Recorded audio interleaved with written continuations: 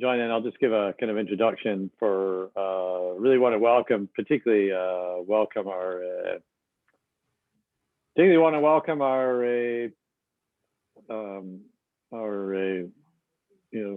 guests, people from the business community. This is a sort of open community event. If you are able to mute yourselves, that would be also helpful. So I'll just explain a little bit about what we do in this meeting if you haven't been before. Those of you, many of you have been to many of these before, so I apologize, a bit repetitive, but we have this community meeting every Tuesday. We decided to do this about a year ago, so almost a year ago. We decided to do this, and as a way of keeping the community together.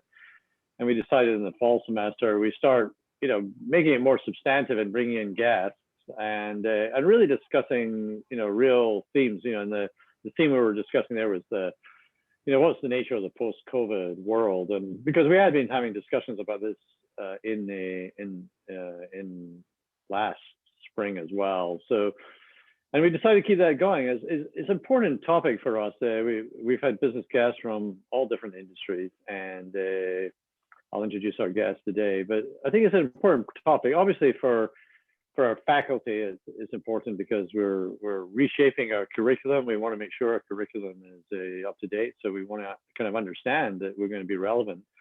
And it's particularly important for students. Our students are here, they're shaping their careers. Some of them are reshaping their careers. They want to know, where, what's going on and where they should be. But the point I make to students is that, and this applies to all of us, I think, is that we're not passive in this, is that, we can be the people who's going to shape the post-COVID world. So understanding what's going on. And the way to understand this is really talking to people in business. And so the format's simple. I'm going to spend about 15 minutes or so having a discussion with our guest today, and then we're going to split into little groups and have a discussion. I'll try and remind you what the questions you're meant to be discussing. Many weeks, those of you who come regularly ignore it, but we'll keep doing it. I keep trying and get some discussion going. Then have people post questions, and myself, my colleagues, we will curate the questions and keeping that discussion going. I should say it's being recorded, and we like to use it to some of our faculty use parts of these for courses. So there's so our guest today. I really very happy to introduce Manuel Sampedro. Manny is Senior Vice President of Strategic Initiatives at Verizon, and he works in the $95 billion consumer business, and he's responsible for some key parts. We'll talk a little bit about this as we start. Some key parts of what the Verizon CEO Hans Vestberg calls Verizon's 2.0 transformation. Previously, Manny led the Northeast market wireless retail team and was the author of their zero-based budgeting for the workforce strategy.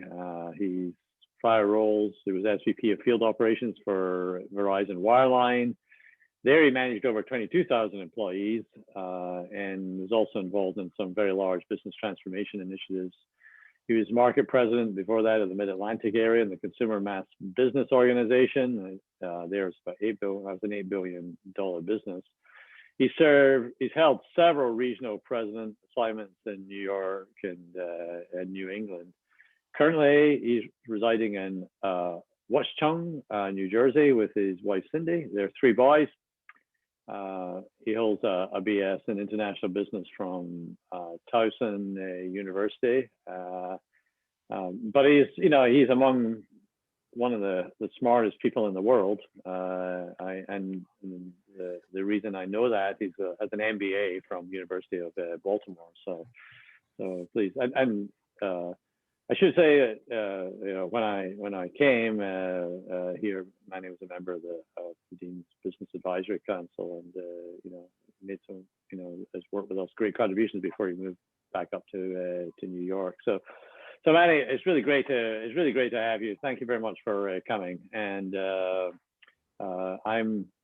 I want to start off maybe just so we got everybody's a level playing field. Maybe tell us a little bit, in your work setting and your job that you're doing today, some of the kind of key aspects of what you're doing around this transformation, so that we've got an equal setting, and then we'll talk about a little bit more about what Verizon and the pandemic and the communications industry post-pandemic. But so why don't we start there? Just maybe describe a little bit about your role and what you're doing. Okay. Sure. Yeah. First of all, thanks for having me. I appreciate the invitation and being here with all of you. I know it's difficult times to keep everybody engaged, and I applaud your efforts in doing that for the community and the students at large. So hopefully I can contribute a little something to that. As far as my role with Verizon, my history with Verizon is mostly on the wireline side of the business. And for those of you that are in the Northeast, our copper infrastructure and our Fios products. And I've been at Verizon for 24 years. 22 of those were in wireline and 2 were in wireless. So the bulk of my subject matter expertise is really around the wireline side of the business. The reason I say that is because when Hans took over from Lowell McAdam as the CEO, he was looking at the company, and we were split up into many different business units. And within the business units, there was an overlap of talent and resources. So for example, in wireline, we had our CMO, CFO, CIO, and wireless had their own, and other Verizon Business and other businesses had their own. And what was happening was, some of the businesses were in the incubation period because we were trying to grow them and they didn't have enough resources. Other ones were over-resourced because they were actually in decline. And yet others, I guess they were in between those two scenarios. And what Hans did is he said, let's maximize the efficiency decision-making here in the company by bringing everybody together in one spot. So instead of having multiple marketing organizations, he had one CMO organization that whatever business unit or product needed to utilize it could reach out, and that's where everybody was. Did the same thing with IT, with engineering, et cetera, et cetera. And when he created this, it worked exactly, like he expected it to. We were much more strategic, much more efficient in responding to our customers, to the market, and doing different things. But one of the things he was concerned about was with the wireline business, it acts a little bit different than any of the others because there's a regulatory and a labor component. Given that it's mostly unionized, and then from a regulatory perspective, there's different regulations and things that we have to abide by depending on which state we're conducting business. So he set up my role to be the virtual CEO of wireline. So what I do is I manage the KPIs for the wireline business, and I also look at the business on what do we want to look like 3 years from now, 4 years from now, 5 years from now. So setting forth the strategy. And the whole game plan there was over the last couple of years, the different business units that we interact with would organically know how to work within the regulatory environment, labor environment, et cetera. Because the bulk of the company, as you can expect, is really experience on the wireless business and some of these others. As the wireline business started to contract, so did the workforce there, and people started leaving. So I'm one of the last Mohicans in terms of understanding that side of the business. So that's my job over the last couple of years, is really to, oversee the wireline business and think strategically, what do we want to look like, especially with video content, broadband, and all the things that are happening today, not only in our industry, but with the pandemic and different things like that. What do we want to look like as we move into the future 5-10 years? So that hopefully gives you enough of an overview of what I'm working on. So that's great. And so, just cycling back to almost a year ago, right? A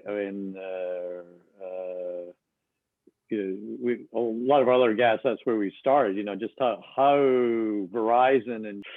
Yeah, so what I'll talk a little bit about it from a consumer perspective. I'm in the consumer group, which, like Dee Murray said, it's a $90 billion business. And the consumer group has all of the customers, whatever product they use, whether it's visible, whether it's Verizon Wireless, whether it's a wireline product. And so I can talk a little bit about how we manage through those different venues in Verizon. And what happened when COVID hit, just like anybody else, we looked internally to make sure our employees were safe first and foremost. And we really doubled down on how we were going to do that, because in the Verizon Wireless retail stores, obviously there's employees that are interacting with customers, and the hours of operations are longer. In our field operations, where the technicians go out to customers' homes, either repairing or provisioning Fios business, they're interacting with customers. And as you guys remember, a year ago, a lot of the states, depending on how bad they were, especially here in the New York metro area, it was pretty significant. They shut down and forced other businesses to shut down. And yet in some other states, we had a little bit more flexibility with what we were going to do. So the first thing is looking at the employees that we had and saying, how do we protect them? And we had to make decisions on closing stores. We had to make decisions on, technicians staying home, through our logistics organization, making sure that we had the appropriate PPE for everyone to be able to, work in a safe manner. And then also from a real estate perspective, the stores look differently. You guys know, as you go into restaurants, banks, et cetera, you see a lot more plexiglass out there, and you see labels on the floor on how to walk through these establishments, et cetera. So we had to think about all of those things. And once we had a game plan for that, the very next thing we thought of was, okay, so now that we have our employees cared for, we got to make sure our customers are cared for. And the thing that I think a lot of businesses went through was a massive, change more towards digital and the omni-channel, where customers, from their perspective, they expected businesses to meet them where they were shopping. And where they were shopping was curbside, on the internet, and different things like that. So we made adjustments for all of those things to make sure that not only our employees were safe, but so were the customers that we were interacting with, but they could still have access to our products and services. And I tell you, kudos to the team. The team in Verizon came up with some pretty neat things. I'll focus for a second just to illustrate this point on the wireline business. People found themselves in a position where they realized how much they needed that broadband pipe coming into their homes. They're working from home now. Their kids aren't going to school. They're actually learning remotely, and that became super critical. And the fact that those things were happening and there was this massive need for broadband also brought to light that our point-to-point network, being fiber, was much more robust than some of what our competitors offer. So we actually saw an influx in orders, and we had to look at, from a repair perspective, how do we quickly fix people's problems, because now their livelihood depended on it. They were at home and they needed this. So we did some pretty neat things where we created all of the network elements that we needed. We put into milk crates. So there's an ONT that basically translates the optical signal to an electrical signal. So you get all these services at home, your set-top boxes, your router, all these things. We put them into a milk crate, and we were able to deliver these milk crates to people's homes, connect a fiber to them through their window, and they could connect whatever they wanted to utilize to this milk crate, and they would have services. The other thing that we did is we developed an app that's called TechC, where the technicians could actually, it's almost like a FaceTime type of scenario, where the technicians can walk customers through and really help them try to fix problems if they had problems in their home with data, with set-top boxes, et cetera. We would dispatch to their home, and if they needed any type of material, they could pull it out of their vans or trucks, put it on the doorstep, make sure it was sanitized, go back to the truck, and then still communicate with the customers. And we were able to keep, our customers both provisioned and repair in a pretty good clip, because some of these things that we put together during the COVID time. And there's many more examples. I just wanted to give you a couple to illustrate what we were doing on the wireline business, but on the wireless business and through our website and other things. We were doing a lot of things in that scenario that would facilitate this new digital environment with the thought of keeping employees and customers safe. So hopefully that gives you a little bit of color. Yeah, that's good. And another, as we make a sort of transition, another issue that we've talked about also, Manny, and previous with other guests has been, so, what do you think is going to be enduring in that, going to keep going in that, are you, in any of these scenarios, what do you think is going to be is the trajectory of the things that you've had to change? They won't be temporary. That's just going to be there. That's going to be a fact of life now. Yeah, there's two big things if I think from an internal perspective and an external perspective. From an internal perspective, and we were on this journey. I think that COVID accelerated it for us and others, but this ability to work from home, I think that's going to continue. As you realize that people, as long as you set them up and they have the broadband capacity to do this work, you can set people up at home and they can work very efficiently. We didn't lose on efficiencies. As a matter of fact, we probably gained it because you're saving on commuting time, and people were actually excited to be home and be able to multitask. And when they were done, go to their kitchen, living room, whatever, and they're there with their family. So I think that's going to continue. I think there's going to have to be some balance there, because as great as it sounded up front, once you do that for months upon months, then you might want to get a little bit more of a balance, meaning getting out of your home, maybe going to the office for a day or two and then working from home as well. But we're figuring that out as we go. And the other thing too is, as people are graduating from school, whether it's a master's degree or a bachelor's degree, and they're getting ready to go into the workforce, that's going to be something that they're looking for. And if you think about it, a lot of folks would go to the New York metro area or to LA or some of these big cities like Chicago, because there was more opportunity. And with that opportunity came, some ability maybe to generate better income, et cetera, et cetera. And I think people now might be like, I grew up in Nebraska. Why can't I stay here and still work for a company that's in New York or LA, and I just do it remotely? And if I do have to go into a face-to-face meeting and I do it, once a month or once a quarter or what have you, I just, get on a plane and go. And the more that you offer that flexibility to employees, the more people are going to want it. And I think that if you stick with, a really good balance of that, then you can attract the top talent in the country, because you're not locked down by a specific location. So internally, I think this working from home, still more to iterate and figure out what the ultimate balance is going to be, but I believe that has staying power.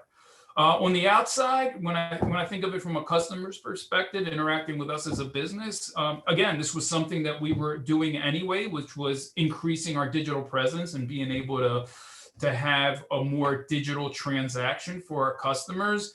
And I think that this accelerated that. And customers now, they're telling us that they're fine doing the research at home and finding the deals at home. And if they're curious about really having to see a product or kicking the tires on something or seeing how it fits, whether it's a phone case or a specific phone that comes out, they're okay with doing all the research, going to the store and just taking a look at it, and then kind of putting their order together on their own. Some are so confident that they're willing to have it mailed to them. And Amazon has shown us that within a day or two you can get pretty much anything you want. So people expect that. They expect it from Verizon and other companies. Some others might be hesitant to do that, but they want something in between, which is you go to a Verizon store, curbside, somebody comes out, delivers a box to you or a bag with everything that you've ordered, and you take a quick look and you're comfortable and confident you got what you need, so then you can go home. Or if you have questions, you can walk into the store, you can make that decision on the spot. So that's another way that that people are shopping. And still others are just comfortable with the idea of touching and feeling and the traditional way to shop. So us as a company, we have to make sure that we're thinking about that. I mean, we have one of the largest distribution systems in the country, in the United States, with our stores. And we don't look at a future where our stores are closing. We look at our future where we're utilizing those stores a little bit differently. Maybe it's more from an experience perspective. Maybe it's a local presence, to set up inventory to get to that area. But I think that that's the second thing that I would leave with you guys that is changing and will continue to change, was the digital needs for our customers and how they shop. Now, before we break, I'd like to get some headlines on, because this industry is such a remarkable industry. I mean, I'm,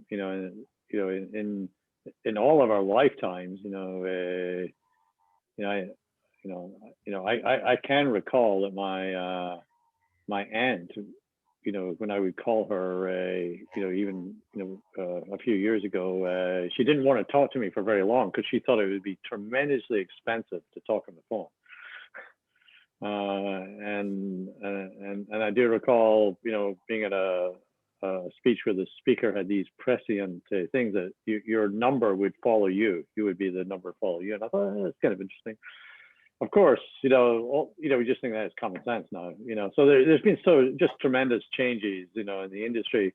So how do you see this trajectory going in the years, coming up? For you, what are the big headlines for how this is going to be different, and is it going to be potentially transformational? Then?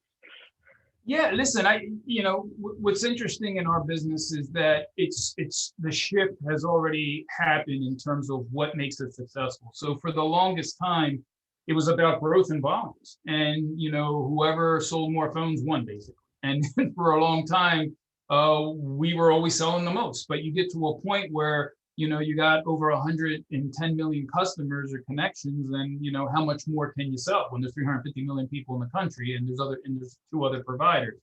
And for a long time, I think we bent the curve on that, right? People were, from an industry perspective, saying you can't grow anymore, you can't grow anymore. And what was happening is, instead of one device, it was multiple devices, and as more people were growing in the household, more people were adopting to having a handset. And then all of a sudden, the handsets went from just talking to actually being able to do work and entertain, and people were getting iPads and other devices. So there was a lot of growth from a volumes perspective, but I think we're at the point now with the consolidation of us, T and T-Mobile, that growth is going to look different. And I think when obviously the industry and folks that invest in us always want to see economic growth. But it might not be around volumes. It's going to look different. And when I look at the future, the way we're approaching it is to really double down from a foundational perspective on the customer experience. Because we believe that we can be differentiated by that experience, whether it's wireline, wireless, whatever we offer, Visible, our new product.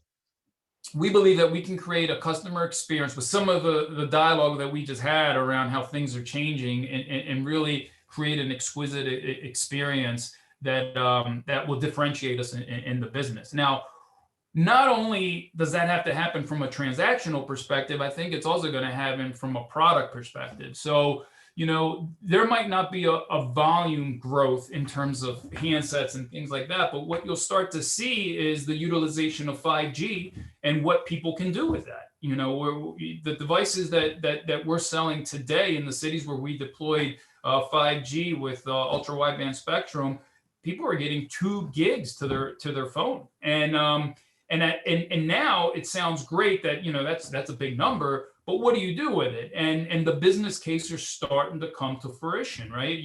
The easy one at first was, okay, well, I can download, if I'm at the airport and I'm getting ready to jump on a plane, I can download a whole Netflix series of 10 episodes in a minute, and and that might resonate with some folks that like to travel, because sometimes you forget to download a few and you're getting ready to get on that plane and you're looking at your phone and you're 10, 20 minutes in and you're still trying to download the one episode. So that's a typical business case. But as you move forward, as we're starting to see is, we deploy 5G in concert halls, we deploy 5G in stadiums, and now you're transforming how people not only use the product, but what they can do. If you look at the Super Bowl, we had 5G in the stadium, and you could select from 20 different camera angles on what you were watching.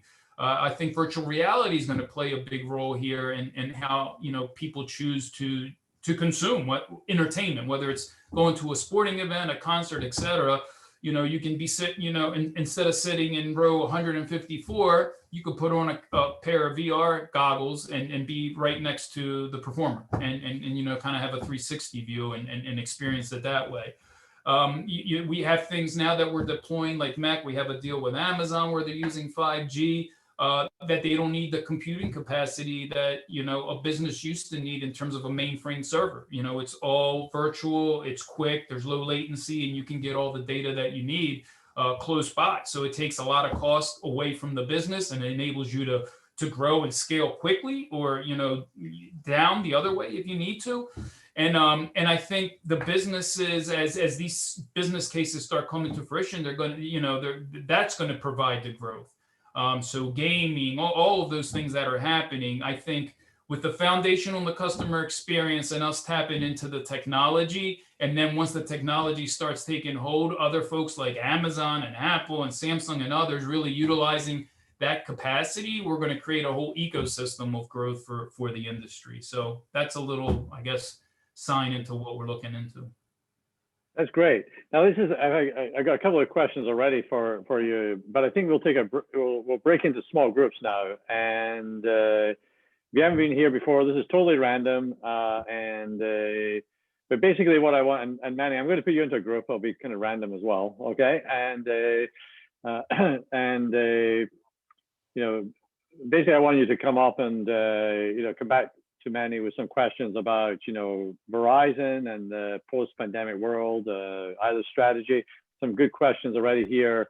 Manny's also got really big operational experience dealing with crisis as well. So I'm hoping we can get a couple of questions around that as well. So this will just take a minute.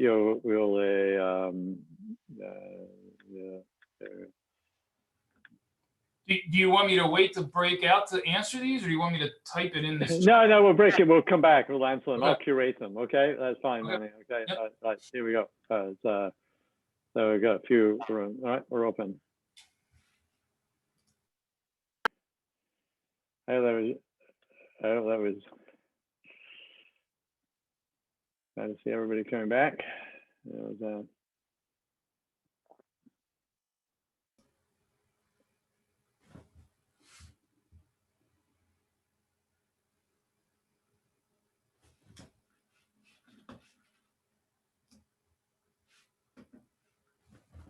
good. Yeah, well, it's good to have you come back. I noticed a little flaw in this one this time. I noticed that a couple of people landed up in quite small groups. I know a couple of people must have dropped off the call. I'm sorry about that.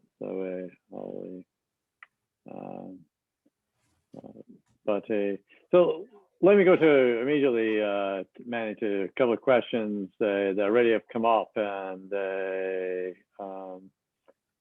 and one was from Dick Schaefer, was how do you address the adoption of you talked about this changing culture, a remote culture, remote workplace. How do you adopt a culture for new hires in this kind of remote environment? That's our first question to start with.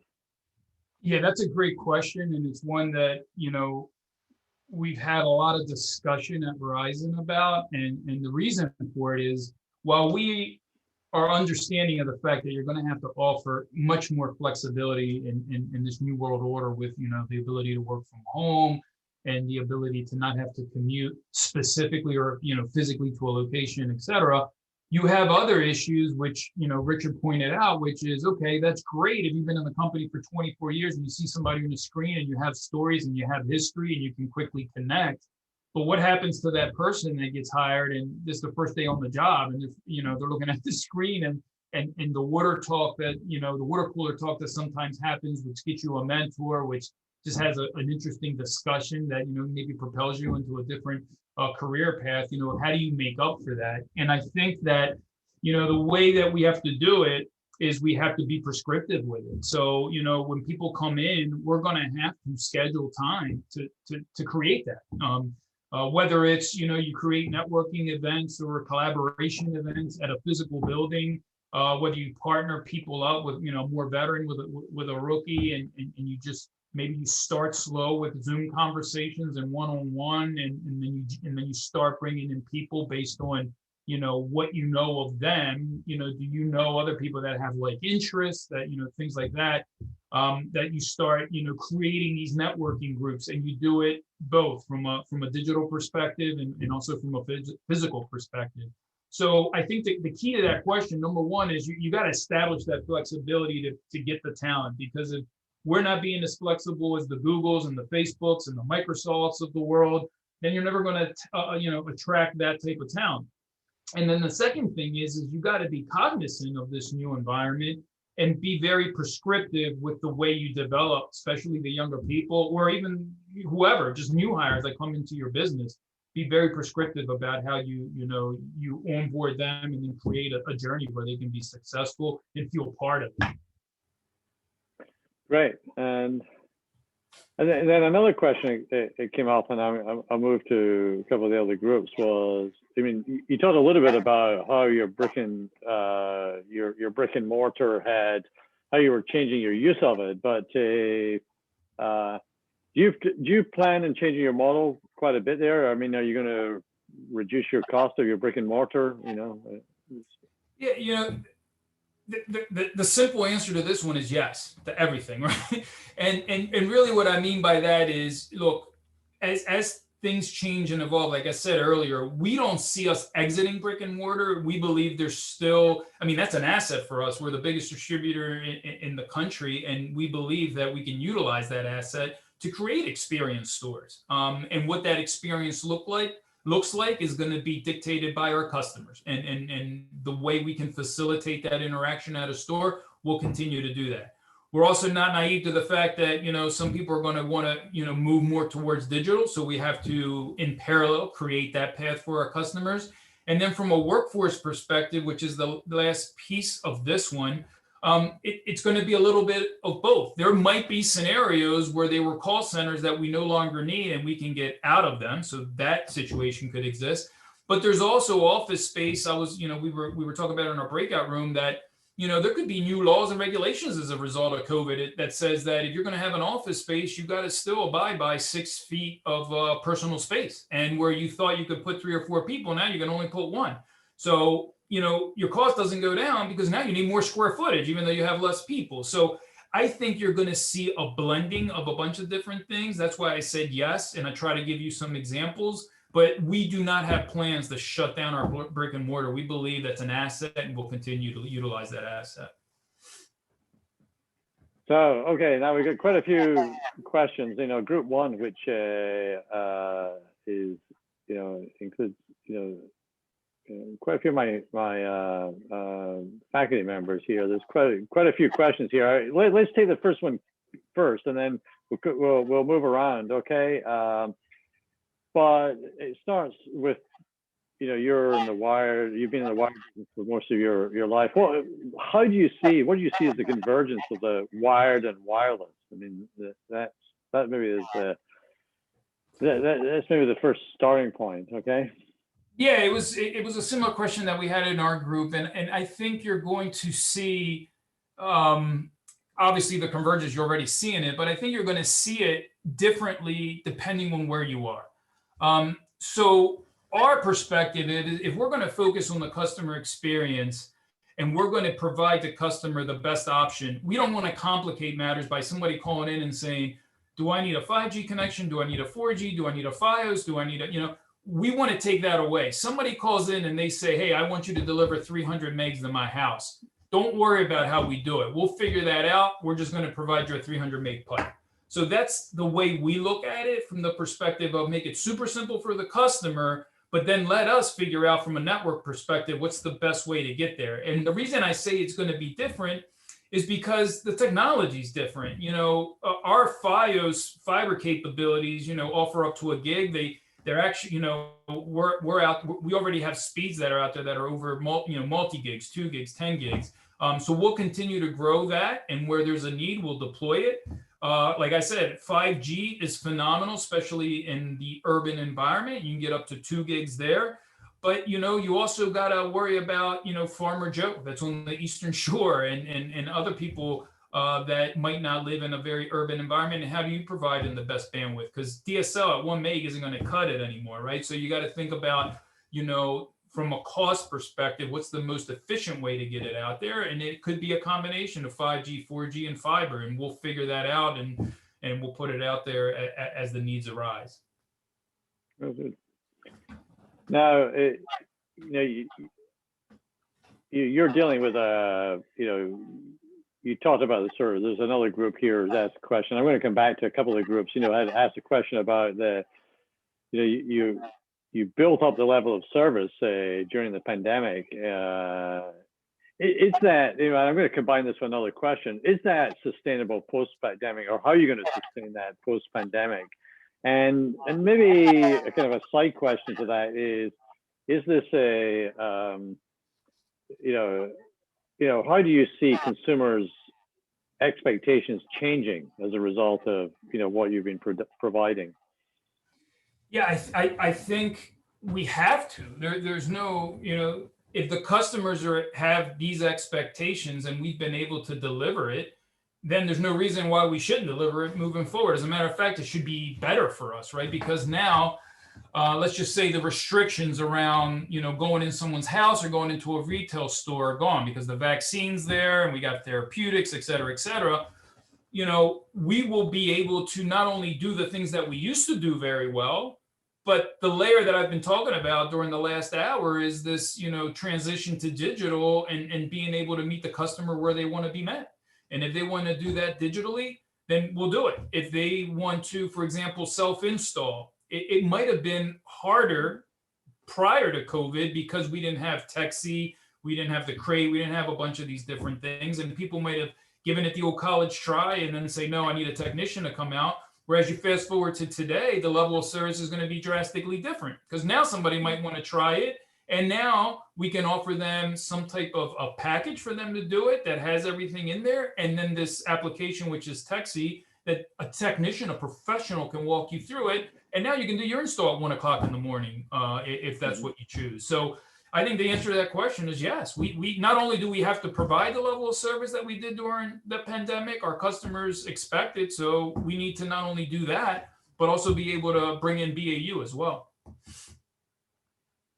I guess as a question, I'm going to sort of double this question with a question, that I wanted to ask, but I'm going to sort of get into it, about, because it seems, if you look at a couple of comments and questions, people feel they get spotty experiences with the Wi-Fi, so Damon's group is asking, how is it dealing? How are you dealing with the consumer? This is particularly the Wi-Fi experience, when everything is running off Wi-Fi, and people experience freezing screens and things like that. I'm gonna tie that also to a question, which is also maybe relates also to your wireline business, because our Baltimore Neighborhood Indicators Alliance, we did some work 2 years ago on digital inclusion, and in Baltimore we found actually something like now I may misread this thing, but I believe 43% of households still were without reasonable access to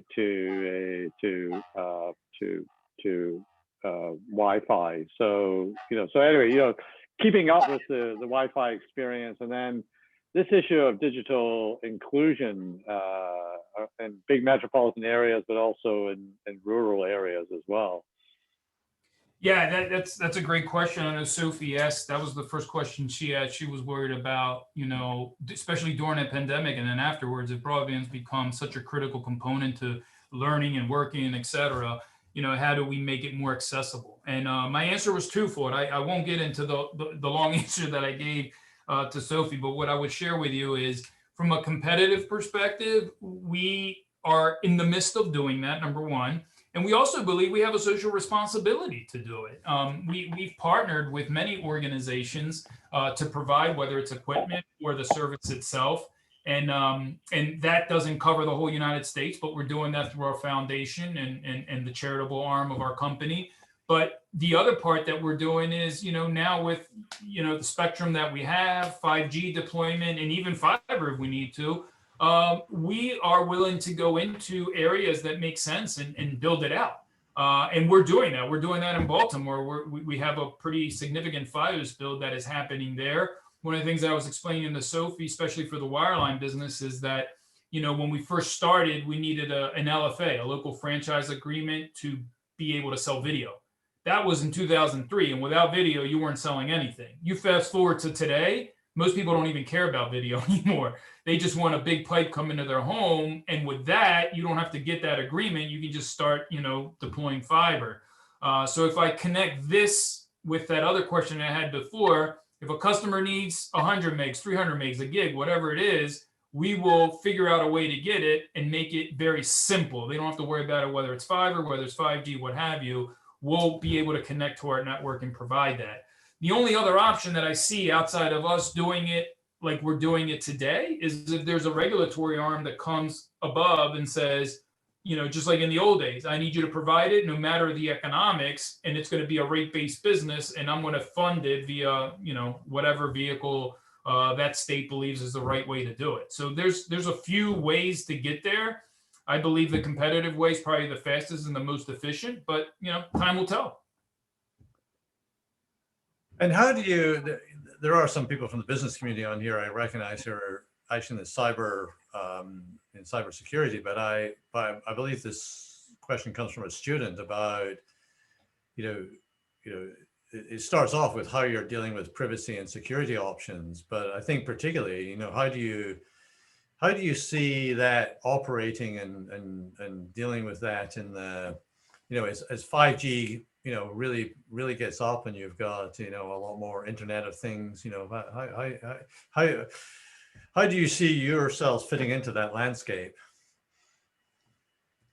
Yeah, so as you know, we're a national company, and in California, they have some pretty significant privacy requirements. And what we've done is, instead of looking at it and saying, let's be retroactive, and when we're told to do something from a privacy perspective, that's when, we'll get everybody on board.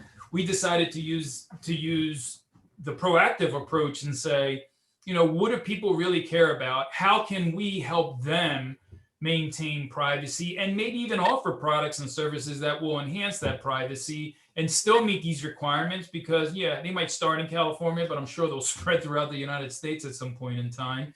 And we're being very, very proactive when it comes to these things. And what I would share with you is our business isn't like the Google.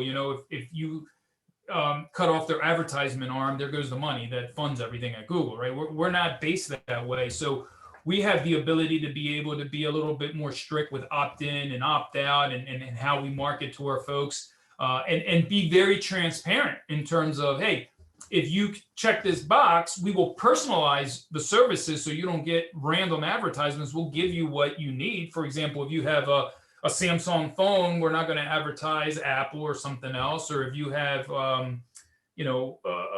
an Apple phone and you might want an Apple Watch or something, like, it'll be relevant to what you have. And if people want that, they can select it. But if people say, you know what, I don't care about being personalized, I just want to secure my privacy, they can check that box and say, I don't want any of this. And then we also will be very transparent with what we have and what we keep and what we delete. I mean, part of the law that's coming out of California is the customer has the ability to request from the company, whatever company that is, what personal information of mine are you holding? And they can then request for it to be deleted, or, I'm okay with it because I see the way that you're using it. So I think you're going to see a little bit more about this. I think it's an important question for all of us. And, the more access we have to digital, the more I think that's going to be a concern. And we're going to leverage that and try to use it, to help our customers and do what's right socially. That's great. Now, I realize we're getting close to 5 o'clock, and we like to finish quite close. We like to be respectful of people's time. I know that some students have also got classes. So I don't get the last word, but I get the last question. So I apologize if I didn't get to your question. There's some really good questions there. But Manny,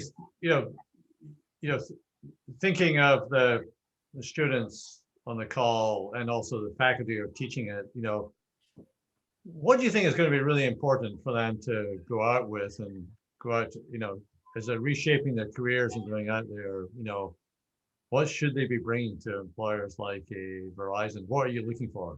Okay. One thing that I've realized over my career that's pretty powerful is your understanding of finances. And I don't mean that everybody has to go back out and get a CP, be a certified public accountant, get their CPA, or, but you should have a knowledge of the ledger and, how that influences business. And I think that no matter where you are in your career, if you have a foundation from a financial perspective, you can pretty much go wherever you want with that, even up to and including being an entrepreneur and kind of creating your own way. Then from that, the other thing that I think has helped me a lot, and this goes back to one of the earlier questions, was, paying it forward. It's a simple message, but it's critically important. And I think I've gotten as far as I have within my company because of that. So when you go and you work somewhere, if you have a passion for what you're doing and people are caring for you and you're being challenged and you're doing some things that you're really excited about, you can't forget about that 6 months in and a year in, because there's other people that are coming into the company, and there's other students that are coming in, and you need to make sure that you reach back out to them so you can get that flywheel effect. And I think it can be pretty powerful, which is the reason that I'm here with you guys today. I haven't forgotten about my roots, and I haven't forgotten that I went to UB and I didn't have the luxury of having parents that could, just pay for my master's and be away somewhere. I had to work. I had to get a job, and then my job was willing to pay for my master's, but I still had to work during the day. So UB was a phenomenal choice because I could take my classes at night and get that education that I desperately needed and wanted. So when the opportunity comes, whether it's Steve Murray or whether it's being on the advisory board, I always say yes, because I'm practicing what I preach. I do it at Verizon. I'll do it with UB. I do it with my kids. I think it's critically important, and that helps create that network, create the culture that you need to be successful. That's great. Well, thank you. We do have a little tradition here. Is because we've done it 3 times. I usually don't have the last word. So one of my board members, and this time it's I think our associate dean, Dean Allblack. She remembers you well, so she wants to say the word of thanks. So Marlon. So Manny, on behalf of all the students, faculty, staff, and guests, thank you so much for sharing your experiences at Verizon during the pandemic and trying to envision the future. I mean, what could be more important than a major technology, infrastructure company like Verizon, who we're all so dependent on today? So there was lots of questions. So you only got to about half of them, but you have always been a tremendous supporter of UB. So I remember, UB, that Manny actually provided a live case for Professor Skornavaca, who's sitting down there. And so it's so welcome for you to share with us, and we appreciate it deeply. And so many thanks. Thank you. Thank to all of you. Have a great day. I will give you a digital clap. Okay, thank you very much. And our next session, by the way, is going to be not the 30th, not next week or even the week after. It's the 30th of March, and our guest there is another alumna this time, and I just had her name up on the screen.